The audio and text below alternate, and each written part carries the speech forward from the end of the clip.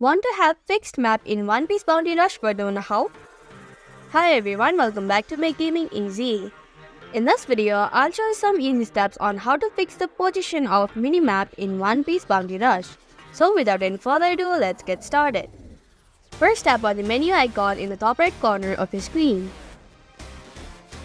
Then select Options. Now tap on Battle, which is at the top of the screen. Now scroll down to Rotate Minimap. Now tap on the Off button. And that's how you can fix the position of minimap in One Piece Bounty Rush. Thank you for watching Make Gaming Easy. Hope this video was helpful. If it was, then hit the like button and comment down if you have any questions or feedback. Also, if you're new to our channel, subscribe and hit the bell icon so that you don't miss upcoming videos.